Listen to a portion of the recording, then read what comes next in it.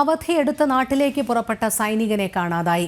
കോഴിക്കോട് എലത്തൂർ സ്വദേശി വിഷ്ണുവിനെയാണ് കാണാതായത്. Pune army sports ഇൻസ്റ്റിറ്റ്യൂട്ടിലാണ് Vishnu ജോലി ചെയ്യുന്നത്. നാട്ടിലേക്ക് വരുന്ന വിവരം തിങ്കളാഴ്ച അമ്മയെ ഫോണിൽ വിളിച്ച് അറിയിച്ചിരുന്നു. പക്ഷേ പിന്നീട് ഫോൺ സ്വിച്ച് ഓഫായി. എലത്തൂർ പോലീസിൽ കുടുംബം പരാതി നൽകിയിട്ടുണ്ട്. ഗോകുൽ കെ വേണുഗോപാൽ ചേരുന്നു. ഗോകുൽ, എന്താണ് അറിയാൻ കഴിയുന്നത്?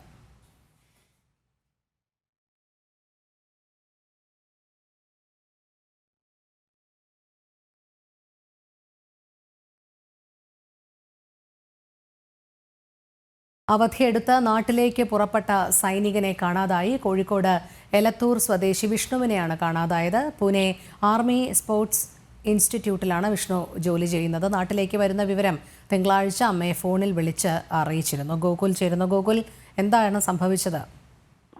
ഈ പൂനെയിൽ നിന്ന് 17-ാം തീയതിയാണ് വിഷ്ണു നാട്ടിലേക്ക് പുറപ്പെട്ടതായിട്ട് അമ്മയെ വിളിച്ചു പറഞ്ഞത്. അടുത്ത മാസം 11-ാം തീയതി വിഷ്ണുവിന്റെ വിവാഹവും ഉറപ്പിച്ചതാണ്. 20 ദിവസത്തെ ലീവിനായിരുന്നു പൂനെയിൽ നിന്ന് വിഷ്ണു ഇത്തവണ ഇങ്ങോട്ടേക്ക് വന്നത്. പിന്നീട് വീണ്ടും തിരിച്ച് പൂനെയിലേക്ക് പോയി കല്യാണത്തിന് മറ്റൊരു അവധിയെടുത്ത് വരാമെന്ന രീതിയിലായിരുന്നു തീരുമാനമൊക്കെ ഉണ്ടായിരുന്നത്.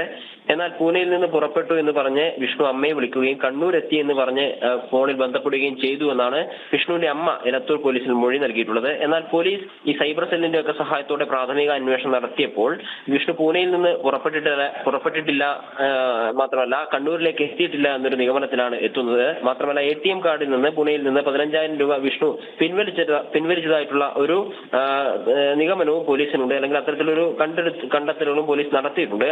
അതിനാൽ തന്നെ പൂനെ കേന്ദ്രീകരിച്ചിട്ടാണ് ഇപ്പോൾ വിഷ്ണുവിനായിട്ടുള്ള അന്വേഷണം നടന്നുകൊണ്ടിരിക്കുന്നത്. പൂനെയിൽ നിന്ന് കണ്ണൂരിലേക്കോ അല്ലെങ്കിൽ നാട്ടിലേക്കോ എത്തിയിട്ടില്ല എന്നൊരു വിവരമാണ് എലത്തൂർ പോലീസിൽ നിന്ന് മനസ്സിലാക്കാൻ സാധിക്കുന്നത്. പോലീസ് FIR രജിസ്റ്റർ ചെയ്ത് അന്വേഷണം ആരംഭിച്ചിട്ടുണ്ട്.